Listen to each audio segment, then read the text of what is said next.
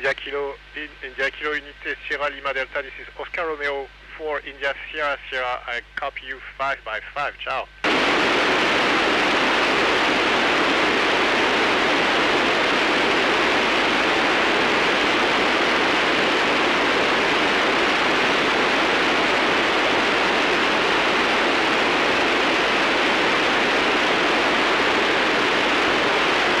I am ready and thanks for doing this and buen pomeriggio, ciao, over.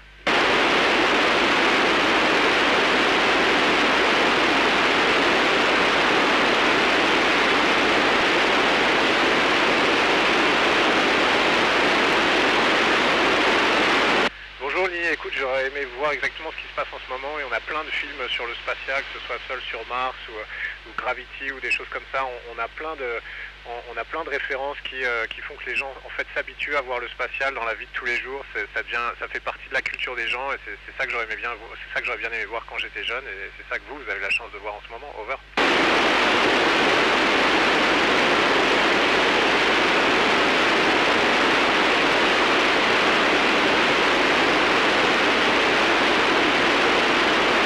Bonjour Hector, il n'est pas plus difficile pour les femmes, c'est juste qu'il a été, comme beaucoup de métiers, malheureusement un peu pensé pour les hommes au début. On s'est dit de toute façon ce sera que des garçons, donc on n'a pas pris la peine de faire en sorte que ce soit un peu plus inclusif. Par exemple les combinaisons spatiales, elles sont en taille plutôt grande, il n'y a pas vraiment de taille petite qui ont été prévues, alors que c'est pas du tout plus difficile, c'est juste que ça n'a pas été fait.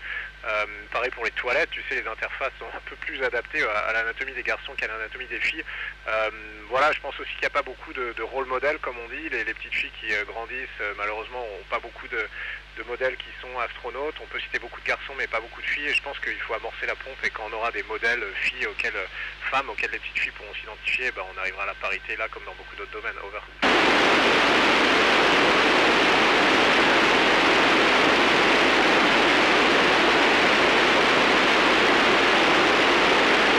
Bonjour Erin, écoute c'est difficile, on a la chance dans la station spatiale d'avoir le téléphone sur IP et de pouvoir appeler à peu près quand on veut. Évidemment c'est pas aussi simple que sur Terre mais c'est quand même plus simple qu'avant. Par exemple dans la station Mir, tu sais, où on partait pour 6 mois, il y avait presque aucun contact, c'est pas comme si on pouvait envoyer des lettres.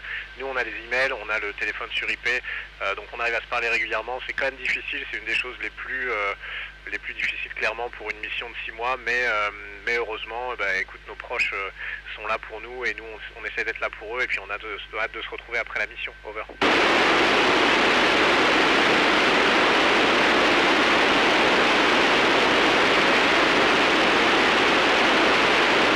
Bonjour Alexandre, écoute, ouais, je sais pas, moi j'ai toujours aimé faire des choses, alors pas vraiment risquées, mais de me dire, j'aime bien pousser les limites un petit peu, ou expérimenter, ou tenter des choses, que ce soit sur Terre en parachutisme, en pilotage, ou des choses comme ça, mais je pense que c'est important qu'on explore en fait, tu sais, que quelqu'un le fasse, parce que je pense que ça a des bénéfices pour tout le monde, un peu pour toute la société, donc il y a un peu de risque à prendre au début, c'est pas non plus le bout du monde, je pense, hein. Ma première mission, tu sais, je suis revenu en très bonne santé, donc je pense que heureusement le résultat sur ma santé est minime et surtout que ça vaut la peine de le faire, c'est pour ça. Over.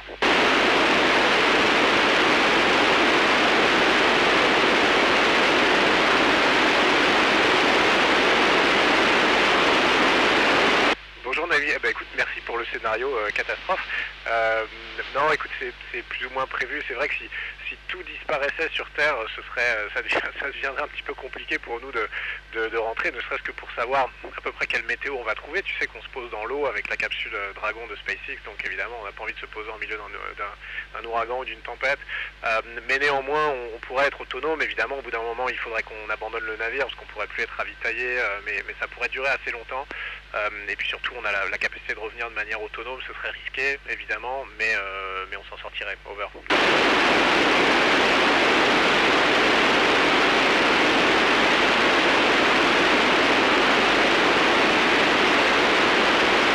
Bonjour Antonio, alors oui c'est vrai, c'est pas exactement des flashs bleus, on peut voir des petites, en fait comme des traînées, oui, bleues ou blanches, et en fait c'est quand tu as une particule un peu lourde, un ion positif qui arrive du fond de l'espace, qui est créé par on sait pas pourquoi, une supernova, un soleil très très loin, qui nous traverse le globe oculaire. Ça arrive régulièrement parce qu'évidemment l'espace est plein de ces particules qui se baladent un peu partout, c'est pas spécialement dangereux, c'est un tout petit peu impressionnant, on le voit une fois de temps en temps, on le voit pas non plus extrêmement souvent, et puis au bout d'un moment on s'habitue. Over.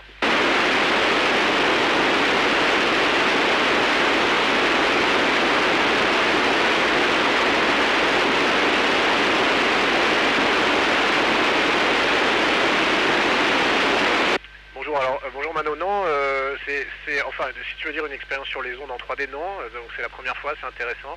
Je me suis déjà, je m'en suis déjà un petit peu occupé, on va y revenir je pense la semaine prochaine sur cette expérience Tetris.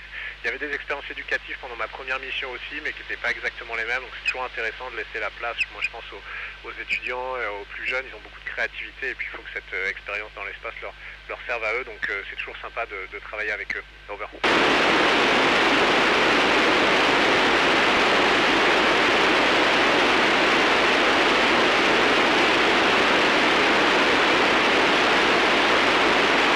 Bonjour Esther, eh bien, écoute, je le disais tout à l'heure, on essaie d'être un peu exemplaire, un peu représentatif, un peu inclusif, donc il y a évidemment plein de places dans les agences spatiales et dans les entreprises, tu sais, pour les gens qui sont malentendants ou malvoyants ou des choses comme ça, on essaie vraiment de leur laisser la place qu'il aurait dû, et puis tu sais, même à l'agence spatiale, on a un projet qui essaye d'étudier ce que ça prendrait d'envoyer quelqu'un qui a un handicap quelconque, hein, qui soit sur les membres, la vision, l'ouïe, d'envoyer quelqu'un comme ça dans l'espace. Alors je dis pas que demain il y aura un astronaute malentendant ou malvoyant, mais du moins on essaie vraiment de regarder ce que ça pourrait impliquer pour les systèmes, et puis encore une fois d'essayer d'avoir des systèmes qui peuvent inclure tout le monde et pas seulement les gens qui sont en forme, bien portants, etc. Over.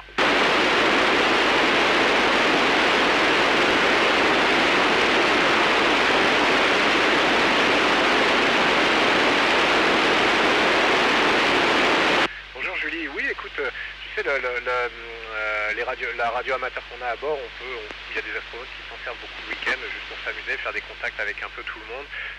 Moi c'était beaucoup dans le Soyuz, pendant notre première mission, pendant notre voyage vers l'ISS et retour, on captait beaucoup de radios, on avait des pêcheurs chinois, on avait la météo des aéroports, ça me rappelait quand on était pilote, enfin plein de choses qui étaient transmises sur des fréquences différentes et qu'on captait avec notre radio, c'était un peu sympa et ça nous faisait sourire. Over.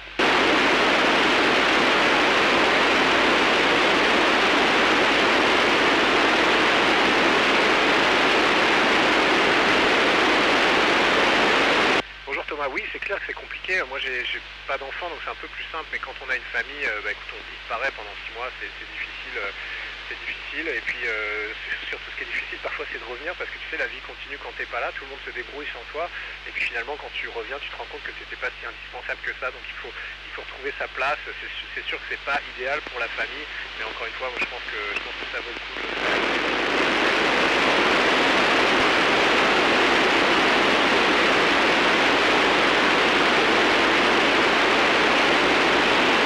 Bonjour Juliette, hésiter, non, tu sais, c'est toute ma vie.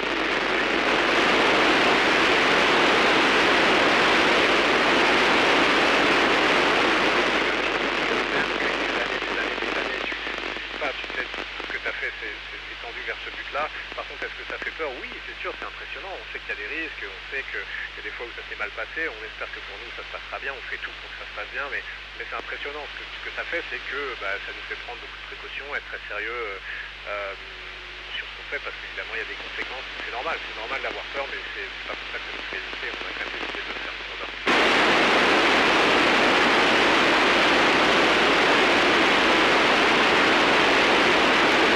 Mathis, écoute, on le vit bien, mais on est beaucoup aidé, tu sais, on n'est pas tout seul dans cette aventure, il y a plein de gens sur Terre qui nous aident, hein. Il y a des milliers de personnes qui travaillent dans le programme spatial et qui